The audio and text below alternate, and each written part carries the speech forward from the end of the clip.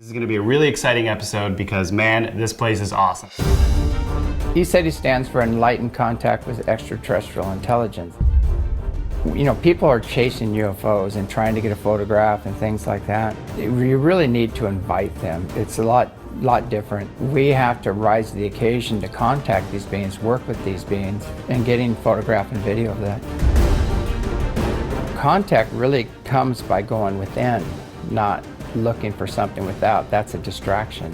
And we have a saying, just because you're dead doesn't mean you're enlightened, and just because you're an ET doesn't mean you're benevolent. So we have to maintain our self-authority when we're experiencing these things. Most of the ships here are more high energy. They're pure energy ships or light ships. So there's different types of ships where there's beings that are physical, beings that are less dense physical. There's energy beings. There's light beings and beings that are just, again, pure consciousness. There's beings out there, thousands, millions, billions of years ahead of us.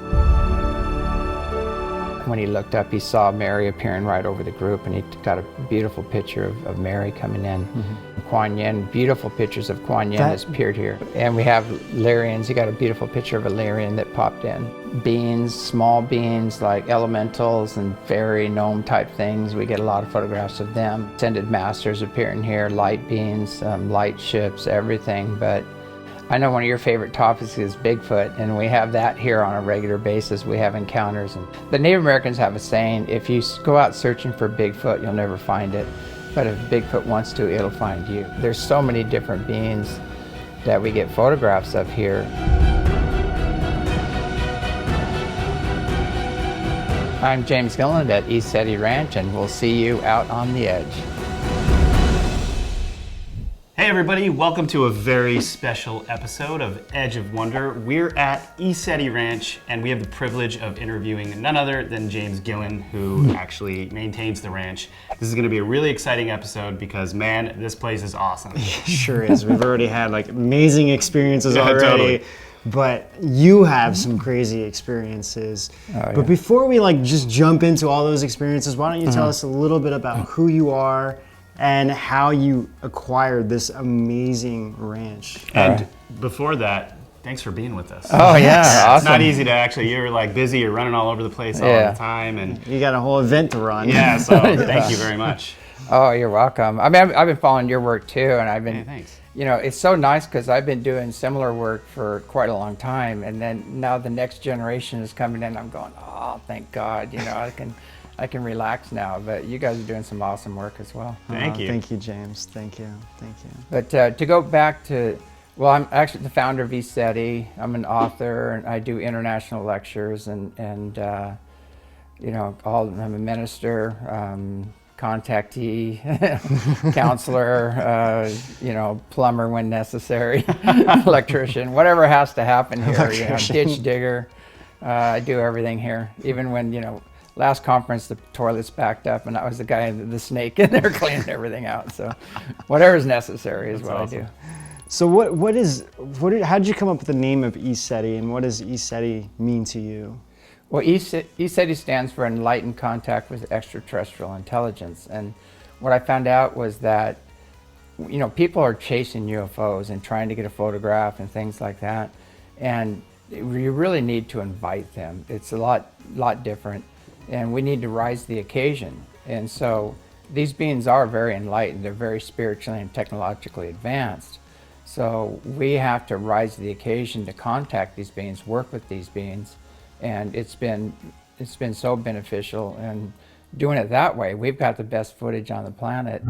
Straight on this guy as far as I can go. That jet's moving in. Whoa, look at that. Huge. Look at that thing. Oh, it doubled. There it goes. It's doubling. Huge. It's split into two.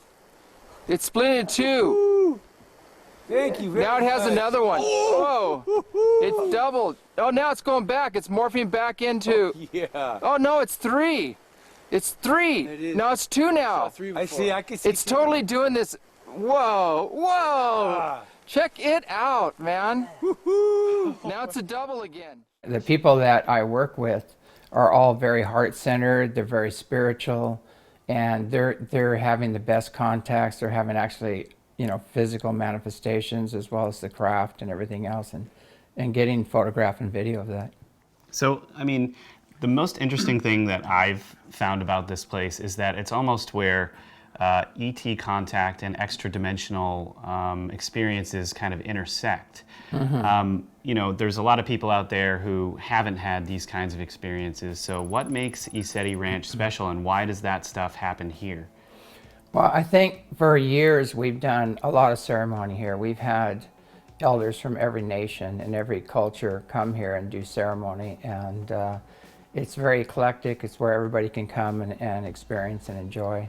And we've done a ton of research into the ancient history of Earth, which actually, the Earth's been colonized several times and had to start over as primitives due to meteor impacts and massive volcanic eruptions and pole shifts and things like that. So, you know, if you really want to meet an ET, you know, go in the bathroom, turn the light on, look in the mirror, you know, because our genetics have everything to do with ET. And my nephew actually worked on the genome experiment, and he told me, he said this, I goes, I don't know why they're not talking about that they've identified so many genes that they're not from here. And all the plant life and animal life and everything, this is just a big, like a Star Nation biological zoo is what it is, and needs to be preserved. It's an amazing place. So what's some of the more intense experiences that you've seen? I know you had a presentation earlier that blew us away. Yeah. I couldn't believe the images that you caught. You had that one of the Buddha in the clouds. Oh yeah. That was like, I was mind blown. Totally mind blown. Was that here at this ranch, or was that No, somewhere that else? was over in China. But they were waiting for that. That was the sign. There are several other signs that happened over there, and that was the sign that it's time to go forward and release humanitarian funds and turn this planet around and take it out of the hands of the tyrants, basically. And so that was part of that. What I was showing in there was the spiritual component, the volcanoes with undeniable faces in them, everything, and all the light spheres. A volcano goes off and all these light spheres go down into the mountain, and all of a sudden it settles down. I think the craziest image from the volcanoes was you showed, I think it was Pele. Yeah, it looks like Pele, but it's a different being. It's over in Japan, so it's a different goddess type energy. Yeah, and there was that face just coming out of the clouds, and it was like it was so it was perfect. Yeah, undeniably human face. Like, and you know, it was like screaming fire or something, which was the scariest part. You definitely had something to say there. You know, so this whole world we live in is multidimensional. And a lot of people think they're a body and a personality, and that's their world. And they're in reactionary mind. They're just reacting to what they see on the news and things like that. And we need to get out of that, get beyond that, and realize we're actually a soul, and that soul is eternal, and that soul is actually multidimensional all the way back to the source. So when you expand in awareness, in consciousness, you're going to start taking in these other planes and dimensions, and they're all within self. And so contact really comes by going within, not looking for something without. That's a distraction. But when you go within and you start expanding in consciousness, you're going to take in, you know, fifth, sixth, seventh dimensional beings, and fourth dimensional beings too. The problem is in the fourth dimension, the lower fourth dimension, that's where all the things go bump in the night, you know, the crazy stuff, grays, reptilians, demonic crazy stuff. And so you have to really learn how to heal unseen negative influences, maintain your self-authority, and that's what we teach here. And we have a saying, just because you're dead doesn't mean you're enlightened, and just because you're an ET doesn't mean you're benevolent. So we have to maintain our self-authority when we're experiencing these things. And what happened to me is I had a couple near-death experiences, but the second one, I was blown wide open, and I could see the beings and everything, and I had no tools. And when these beings, when you recognize them and they know you can see them, a lot of them will come after you. You know? So it was kind of hell for a little while until I gained the tools. And I studied with yogis and lamas, with the Tibetan Foundation, with the TIC, Teaching Their Christ, and I picked up all these tools on how to clear these entities and work with them. And there's a saying, and the yogis talk about that, the closer you get to nirvana, the more the demons rear their ugly heads, because you become a threat. So. And when you're aware of who they are and what they're doing, you're a major threat.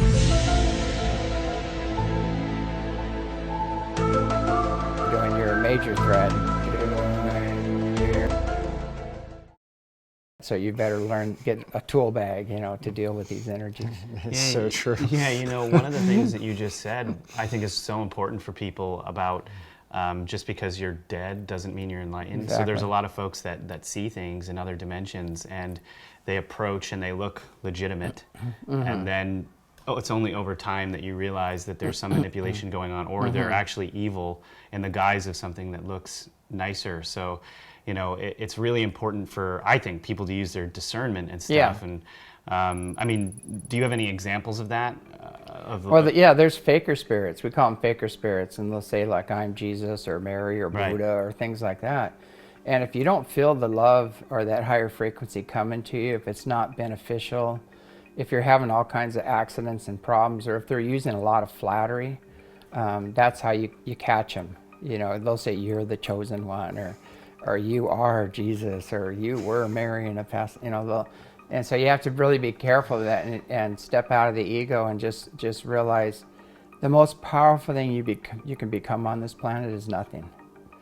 And that was what Socrates said. Exactly. He was like, he realized he knew nothing, and then his oracle guide said, "You are the smartest man in Athens because you realized that." Yeah. So, Exactly. I think you hit the nail right on the head. I mean, that's perfect. I mean, that is literally, from our understanding, how to discern. Most people are seeking love and acceptance and approval outside of themselves, and they're worshiping this being and that being, and this famous person and that, and it's like a battery you're leaking when your energy's going out, and it really needs to be coming in. And so there's so many people doing that. There's one of the lamas I study with. He said there's so few enlightened people on this planet because it's so damn simple. And he said you got to get back to the simplicity, that 0 point where, and you do that by becoming nothing. It's nothing's so powerful because there's nobody to defend. Nobody to argue with. When they attack you, who cares? It's like, doesn't matter. It's an extremely Taoist sort of philosophy that you're speaking of. Yeah, this idea of emptiness, of nothingness, right? Yeah, and you're not going to react. You're not going to react. Oh, that's nice. Thank you for establishing your ignorance and your character. Have a nice day. And you just move on. But it's so important because the nothing. People don't realize. Out of the nothing comes everything. And so it's the most powerful position to be in. And, one of the teachers, I love what he said. He said, everything comes from one point. And he said, everything returns to one point. And he goes, be the point, Right. And you just get centered in that point, and then nothing can mess with you. Well, I want to talk really about how you got this. But before we do, because I know probably the people watching us are kind of curious about what's in the sky, what can we see? So maybe we should talk about some of the things that you... Let's talk about some juicy stuff. And then we'll get into more of your personal story. Okay. So let's first talk about what are the craziest UFO crafts that you've documented here, and then we'll go into the extra-dimensional beings. Do you wonder? Well, we have photographs of them creating their own wormhole and coming out of the wormholes. We have metal ships with antennas on them, massive cylinder ships and that are metallic. Most of the ships here are more high energy. They're pure energy ships or light ships. When you understand this phenomenon, you have physical ships, less dense physical ships, energy ships, and then light ships. And then some ships are just pure consciousness. They're Merkabahs. It's the being itself. And so in the Vedic scriptures talks all about this. So there's different types of ships where there's beings that are physical, beings that are less dense physical. There's energy beings. There's light beings and beings that are just, again, pure consciousness. So there's a vibrational continuum. And these beings exist all the way on up the continuum. What's really interesting is we also exist all the way up that continuum as well. But if we think we're just a meat suit, this body and this personality, and we're trapped in some cultural or religious program, we're locked in. And we need to transcend all cultural, all religious boundaries and get into unity consciousness where you see the Creator in all creation. And that's when you become enlightened, and that means enlightenment. ECETI is enlightened contact with that's how it happens, extraterrestrial intelligence, What's some of the really big ones that you have, some video-wise? One of my favorite ones was the birthday one, where on my birthday I was meditating. I said, I have everything I need. I really like to live simply. And I said, on my birthday, I just want a big ship to fly right over the house and power up, So sure enough, this big ship comes right over my house, powers up, and just whites out the screen, basically. Was it nighttime when that happened? Yeah, it was late evening, just right before dusk, and just after dusk, actually. And I got that, multiple witnesses on that one. Oh, he is, he's powering up. Woo-hoo! Whoa, look at that, look at that. Woo-hoo! Whoa, that was an incredible one. That was a nice, I got it all on film. We've had a lot of treetop level stuff, even below the trees, flying through here, massive light ships, and you can see the trees behind them. Landings on the mountain, where it'll land, it'll morph into 3 or 4 ships and then back to one again. And you documented that? Yeah, we have that Wow. all on footage, on film. But, every color, like pink ships, green ships, blue ships, and the people that keep saying there's nothing more than satellites and meteors up here, the armchair investigators or the shills, the planned opposition people, it's beyond ridiculous. It's like I can't even argue that anymore. The evidence is so overwhelming. It's just like all I'd ask is, what is your agenda? What? Oh no, that was just a pink weather balloon that we had. Exactly. And that one's purple. Yeah, and so they go, well, there's the nuts and bolters want the metal. Well, we've got the metal. We've taken pictures and video of the metal ships, and it seems like everybody wants something, but we have everything. We have every type of ship, the energy ships, the light ships, and the beings. We have photographs of the beings, and you can't separate spirituality or the ascended masters from the UFO phenomenon, because people, unfortunately, they want to pigeonhole all this stuff. So these beings, if you can imagine a whole civilization of beings that are working under universal law, that are conscious, they're telepathic, they're coming from Christ consciousness, but a whole civilization. There's beings out there, thousands, millions, billions of years ahead of us. And if you don't develop spiritually, you're going to take yourself out, basically. Oh, yeah. That's what happens. And these beings are extremely spiritual, so we have to rise to the occasion. They'll come down to work with us, and we need to rise up, and they'll meet us halfway. But as far as, the people that are sitting there, well, I don't believe any of this, you're going to have to prove it to me. They don't care. They're not going to work with those people. You have to initiate it, and you have to have an open mind, loving heart, and pure intent, and then they'll come and work with you. Yeah, because they won't even see it. And that's what I've experienced being here too, is that, they're waiting for us, and the more that you are showing that love and compassion and really the selflessness, the more you're going to see here too. Yeah, exactly. And they're very concerned about humanity and the earth and where we're going, because, as a society, all the warring and the environmental destruction and the manipulation and all of that, that's all a very deep concern for them, and they want to keep things clear, help us to raise in consciousness and move to the next level. So they are doing a lot of work with consciousness and energy to help us lift out of this darkness. And there's a major cleanup, because there's multi-levels of darkness going on here, and I always tell people there's so much inhumanity on the earth because there's so much non-human interference, basically. So we just talked a little bit about craft, but you guys see actual beings that either are on the land or that have appeared even in different rooms in the ranch. Yeah. And you've documented it. Can you tell us about some of the craziest experiences that you've had with that? And I've also heard a lot of experiences with Bigfoot here, which is like my favorite to talk about, to be honest. Yeah. Well, I was teaching a self-mastery class, and I had a master teacher named Khan. He's Japanese. He's like 6'5", undefeated street fighter, big Awesome. guy. But he turned spiritual, and so he's in my class, in the self-mastery class, and I see him getting all excited, and he pulls his camera out. He goes, takes a picture, and he does 21-day dark retreats in a cave with just water. And so wow. he has a joke about the dark retreats. They're not really dark, if you're doing it right, because all these lights and beings are appearing to you. But he can see these beings, and he gets them with his camera.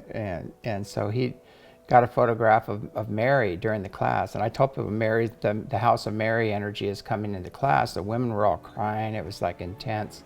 You could just feel it. And then so that when he looked up, he saw Mary appearing right over the group, and he got a beautiful picture of Mary coming in. Mm-hmm. A little disclaimer, Mary's not Catholic. She's a universal being. She works with all the children everywhere. But we've had Babaji appear here, Kuan Yin, beautiful pictures of Kuan Yin has appeared here. Guan Yin photo. I mean, you're hanging on the wall over here. Oh yeah, it's on the wall right here. But I couldn't believe it when I saw it, and then how perfect it goes along with that one of the paintings, and how holding the vase. Oh my gosh, it's exactly the same. I was just like, I just got chills when I saw that. Yeah, I mean goosebumps. Yeah, she's been coming in very strong lately. Other beings, we're getting beings that kind of look like a cross between Spock and Merlin, like masters that are coming. Sperlin. Yeah, exactly. And it's funny, his name is he. His name is kind of funny, But and we have Lyrians. You got a beautiful picture of a Lyrian that popped in with us, and there's so many different beings that we get photographs of here. But it's this place, the veils between worlds are very thin, so it's very easy to make contact. You can get evidence of it if you have the right equipment. The healing things that happen here are unprecedented. But people come to me and they have this amazing healing. They go, thank you. And I go, that was between you and Source. What happened? It wasn't me. You believed in it. You were open to it. So it happened. But some people will come up here and they'll be very closed-minded, and that's what they get. That's what they create. Totally. Mm-hmm. Yeah, thanks for running us through those. If you want a place with no weird agendas, a place where you'll always get the truth about all kinds of crazy and fascinating topics, you gotta check out edgeofwonder.tv. If you can, please support us, guys, because this is an opportunity for us to grow edgeofwonder.tv into an awesome platform for all of us like-minded people who want to know the truth and not be misled by the mainstream media, or even social media for that matter. Get access to our exclusive content right here. Right now. So we should probably transition now into a little bit about your life and how all of this came about. I mean, this has been going on since you were a young boy, apparently, right? Oh yeah. It's well, I was 5 years old. I had a bronchial pneumonia, and I was dying in the hospital, and that's when Mary kept coming to me, and she would stroke my head and talk to me and pull me through. And several times they called my parents and said, we don't think he's going to make it, through the night. And so that was the first experience. And all the women wore green. They had green outfits in the hospital, and she would appear in this beautiful blue gown, and so that was the first experience. And then she gave me a substance to eat. It was white. And it was like ice cream, but it wasn't cold. And she said, eat this, and I ate it, and I was never sick after that. It was really interesting. Wow, that's so fascinating. A lot of people have a hard time transitioning. Around 5, they really struggle with being here because they come from other dimensions, and they have troubles, handling the earth frequencies. And then from there, we went to the high desert, Apple Valley, California, where they're actually building spacecraft up there at the time. Otis Carr and Ralph Ring and all those guys. And that was kind of, we saw their stuff flying there. It was real. That was a real event. How old were you at this time? I think I was about, 5. I went up there at 5 years old, but I think they were doing things, probably I was around 12 or so at the time. And then but we'd see ships all the time. And my dad would pull over on the highway and he'd say, get out. And we'd get out and he'd say, look up. And we'd have 5 ships following the car, So, and he came from New Mexico, and my grandmother, was best friends with the sheriffs, the first responders, and she was the school marm there. And they came to her and told her the whole story, and they couldn't hold a coffee cup. They were shaking really bad. Wow. You know, so she goes, they're honest as the day is long. She goes, these guys would not be lying. She goes, and she said, I totally believe it. And she kind of talked him down, you know, said, of course, you know, it's a big universe. Of course there's life out there, you know, so that was interesting. So James, it was really fascinating. We were driving in Washington State, or I'm sorry, in Oregon. Yeah. And then as soon as we crossed the bridge into Washington, both Rob and I just looked at each other and we were just like, it's like the energy we just got so different. Yeah. So, and then coming to the ranch, like both of us just felt it. I mean, the energy just, I've only really felt that once, and it was a very similar vibe that I got from this place, and it just seems so pure here. And then coming and seeing the view, we were just like, how did James get this place? You know? Yeah, it came from visions. So at the time I was teaching inner sensitivity and self-mastery training classes in Santa Cruz, California. And I kept having visions over and over of this beautiful place with the mountain and the river on the eastern border, and it was just beautiful. And so I kept wondering where it was, you know, where is this? And I always had a dream of creating a place where people would live in harmony with each other and nature and practice, you know, spiritual techniques and process-oriented therapies and things. So, you know, I got a map of the United States and I used a pendulum and my hand got really hot over this area and it started spinning crazy, and I go, that's it, that's the spot. I marked it, I threw it in my closet, forgot about it, and I ended up here anyway through a series of synchronistic events. And so that's kind of how it came about. And when I got on the land here, I had like 2 bald eagles above me circling. The mountain had this giant like lenticular saucer cloud that was lit up from underneath, and it just moved up into these fingers, and it was just like, and I'm standing out in the field just getting downloads like tears, and I go, this is it, you know, this is the vision. And so the place wasn't for sale at the time. And the owners were going through a divorce and everything, and the realtor, he goes, you know, I'll put an offer in, and I think it'll go. And so I made an offer on it, and they took it, you know. So so I go, oh, this is it, you know. And so the next few years, you know, it was like this crazy man building an ark out in the middle of the field, because I took the old bridge that went across the river and built this house out of it. And so yeah, this house is actually built from that bridge. Yeah, out of a bridge. But that's heavy work. Yeah. My back tells me that all the time. But that's basically, you know, how it came about. But what's interesting, you know, that old saying, you know, if you build it, they will come. You know, I used to say in the beginning, I think they said if you build it, you were dumb, because nobody was coming, and I was out here all by myself basically. But I just held the vision and just kept after it until this, and now people are coming from all over the world here. I remember you talking in your talk about, well, also you had a vision like when you were 5 and there was a street name. Yeah, well, the visions I was having, I saw the mountain, the river, and the little mountain behind me, and I kept seeing the word Little Mountain, and it didn't make any sense. I go, why are they showing me Little Mountain? And it's on Little Mountain Road, actually. So a lot of these things you don't understand when you have the vision until it happens, and then you go, oh, that's what they meant. You know, that's what they're trying to tell me. That's crazy. So Mount Adams is a little mountain too, right? That's why the name. I mean, is that? Do you think? No, the mountain behind us. Oh, that. This is Little Mountain. They call this Little Mountain because it's a small little mountain. Okay. And so it's on Little Mountain Road. Yeah, cool. There's a bunch of different people who've come to the ranch who have seen beings walking the ranch. Describe those beings to us and what you guys have seen. Well, we're getting amazing photographs of everything here because the veils are so thin between worlds, and we're getting photographs of beings, small beings like elementals and fairy gnome type things. We get a lot of photographs of them. Photographs of ascended masters appearing here, light beings, light ships, everything. But I know one of your favorite topics is Bigfoot, and we have that here on a regular basis. We have encounters, and we put out peanut butter and banana sandwiches for them, and apples, and they come and take those on a regular basis. But what's funny, one time they came up here and they kept pushing a car and making the alarm go off, And I go, what are you doing? You know, like this. And I started meditating. I go, who's doing this? And all of a sudden I hear this voice in my head, like, can we have some apples? Because the trees were all full of apples. And I said, yeah, take as many as you want, you know. And then the car alarm stopped. They stopped doing it, you know, so it was kind of funny. But we have a young one here. His name's Delaki, and he's kind of a prankster, and he likes to run up to people and skid and stop and smile and then run away, you know, and it really flips people out. How big is this little Bigfoot?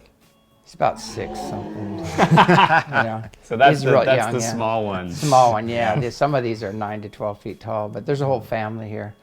But the kid's kind of breaking the rules. He's like a little, kind of a juvenile delinquent. No, but I mean, it's always positive. It's always friendly, and a lot of people have come up here and had experiences. And the Native Americans have a saying: if you go out searching for Bigfoot, you'll never find it.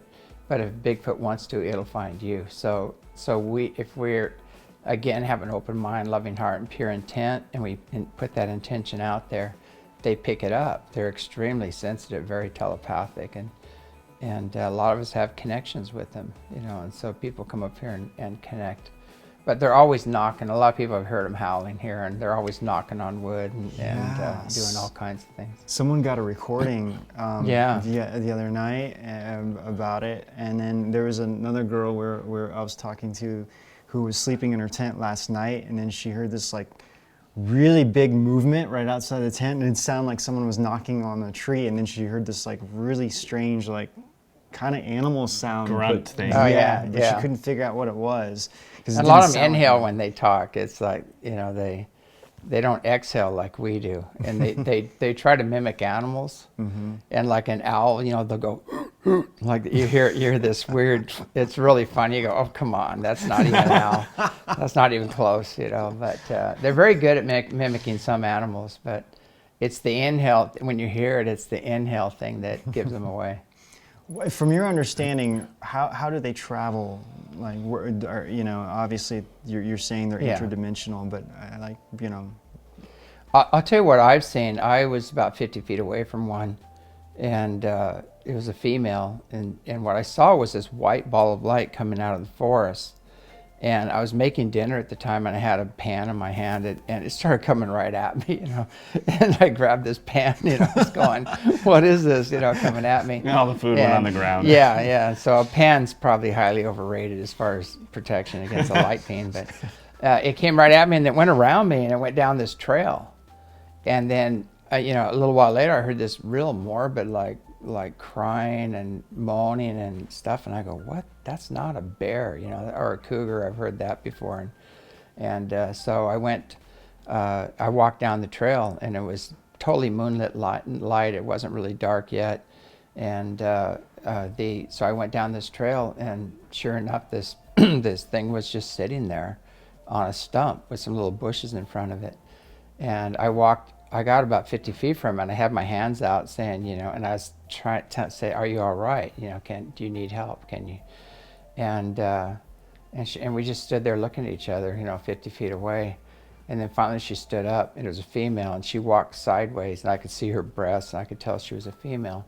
And she kind of nodded at me, like kind of smiled and nodded at me, and I could hear like, thanks, but no thanks. Like, we don't work with humans, you know, they don't trust humans. I don't blame them. But and then she walked right past me, and she didn't even get to the forest, and she phased out and was gone, you know. So from that experience, I know they have some abilities. I think they can travel as a light spear and just reappear. They can go shape shift. They can go in between dimensions, and I've seen them several times where they just vanish. They're walking across a field and they just disappear.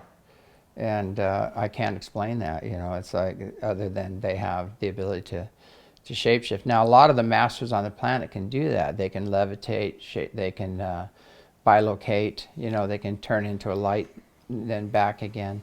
And I've seen that happen with some of the llamas I've studied with. And it happens here when we're doing the Yigong classes and things like that. People will actually phase out, and you can see right through them. And yeah, you've gotten photographic evidence of that too. Oh, yeah. You? A lot of the students and some of the other people that come here it's funny because they just go out of phase from this reality. It's not that hard to do. And they're just vibrating at a little bit different frequency, and you can't see them. But because our eyes can only see a small part of the electromagnetic light spectrum, and you just have to go out of that just a little bit, and you're invisible. But you're fully aware of all the other below you. You know, the other frequencies below you. You can see them clear as a bell.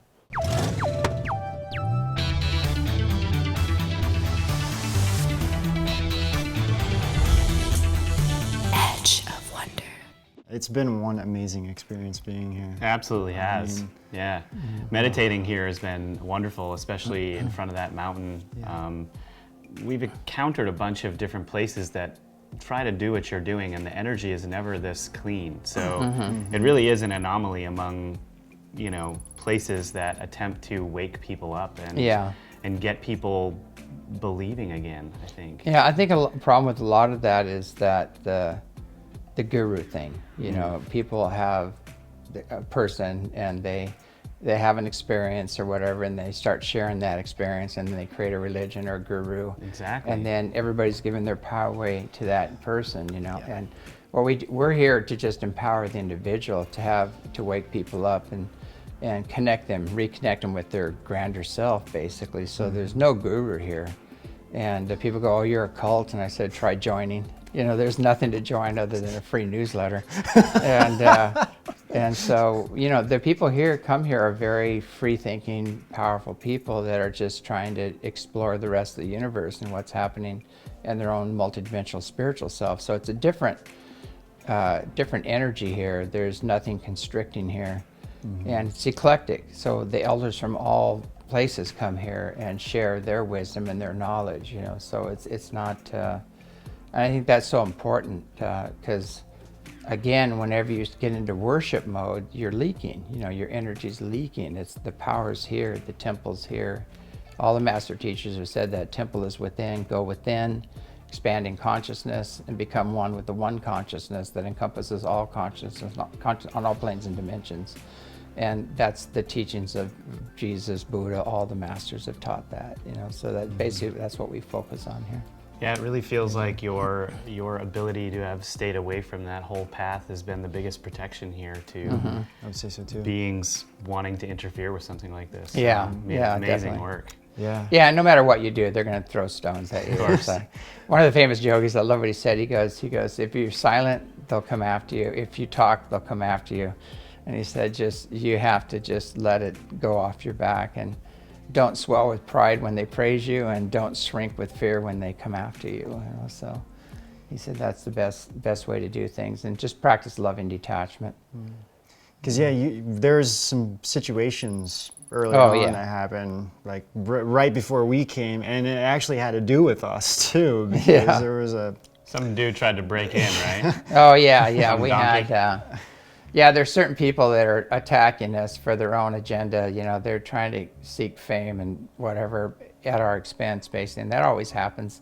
They come and go. You know, they think they're going to make a name for themselves, and they, you know, generate all this negativity and fear, and it always implodes on itself. But yeah, there's certain people that are trying to stop this event from happening, and they sent their disciples to, and they're crashing the gate and things like that. But we have pretty good security here. They haven't gotten too far. Headbutting the Luciferian agenda. Yeah, exactly. Yeah, That's awesome. that's basically that. If you follow this nonsense, you'll find somebody's funding it.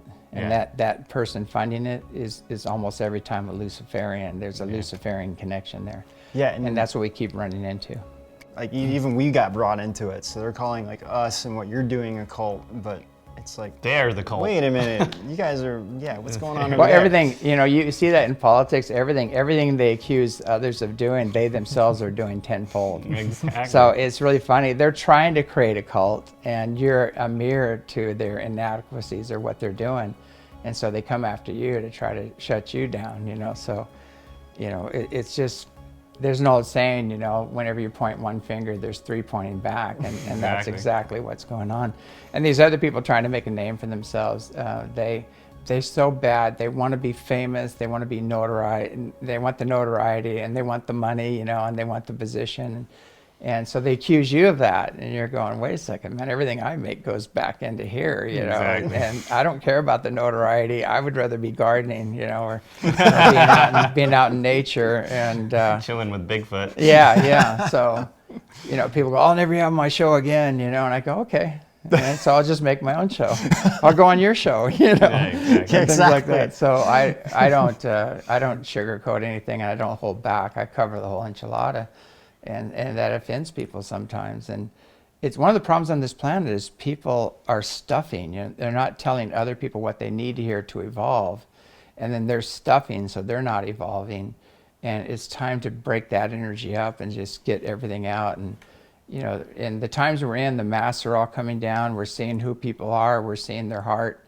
We're seeing their true agenda and intentions. And some of them aren't very good, and some are very, very good, you know. So that's all going to come out in the wash in the end. So true. Yeah, and I think one thing I was kind of shocked about is how, you know, I get kind of fearful walking in forests at night. Yeah. And here, it's like I have no problems. Like I'm just I don't even need a flashlight. I'm just walking around. I'm like, Yeah. It's like, there's really no negativity here. It's so, like, if any, the negative ETs or anything come in here, the space, it's like they can't handle it. It's too positive. Oh, yeah, they get here. out, And it's like, they just have to leave. Well, we have security here that's not seen, you know? So things don't last too long here. And I've seen people come up here and just lose it because the energy's too high for them. Yeah, if And they have a they'll lot come of, up and all their fear and anger and everything gets, and they have a golden opportunity to heal it, or they're going to project and blame and flip out. You know. Someone was telling me the other day that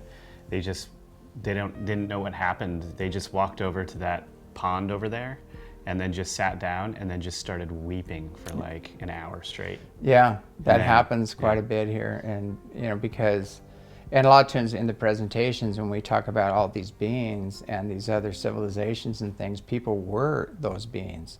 And it triggers an opening, and all of a sudden they start getting all teary and longing for the past, and they have it opens up, and they go, now I know why I'm here, you know, and that happens pretty regularly here on a regular basis, basically. I hope we get to come back soon. Yeah. Oh, you're always welcome here. Thank I know it blows me, why would anybody attack a place like this? It doesn't make any sense whatsoever, you know, why are we a threat? You know, we're just here to assist and heal and help others and share knowledge, you know, why, you know, to me it's like, why is this a threat, you know? And to me there's two things. There's just a lot of unhealed people out there, and there are other forces that are jumping into these people and inspiring them to do these things, you know. So it just comes with the territory, but I still can't, it makes no sense to me, you know. And you know, the stuff they throw at you, they're armchair investigators. They've never been here. I go, I've never met you. Have you ever been to the ranch? Have you ever been to one of the classes or seminars or conferences? And they go, no. And they go, well, where are you coming from? What are you basing your knowledge on, you know? And it's usually slanderous gossip is what they're spreading, you know, and it's, you know, it has no merit whatsoever. So where can people find more information about you and the ranch? And how to stay here. Yeah, well, the best thing, just go to the website, ECETI.org, and all the information is there, the phone number to call, and about reservations and things like that. And what I love about this place is when you come up here, it's not somebody telling you what's going on. You have your own experience, and then it's real for you, and then you can take it home, and nobody can take that from you. Well, James, it's been amazing having you on the show. We're just blown away. You know, I had no idea what to expect. I was just like, yeah, this sounds great, you know, looking at some of the photos, and then when we walked on here, it was a whole different world, literally. And thank you so much for having us and you know, being here and having these experiences has been so amazing. Great. So we really appreciate everything you're doing so much. Yeah, and thank you guys for bringing this information out and the work you're doing, and you know, continue. The planet needs this right now. Thank you. We will, man. Yeah, we're so honored that you asked us to come here. We just are so want to thank you so much for allowing us. Yeah, when I saw your show and I saw what you were doing, I go, those guys need to come here. Awesome. Yeah. So. Okay, you guys, well, it's been great. We made a new friend, James Gilliland, and until next time. I'm James Gilliland at ECETI Ranch, and we'll see you out on the edge. Awesome.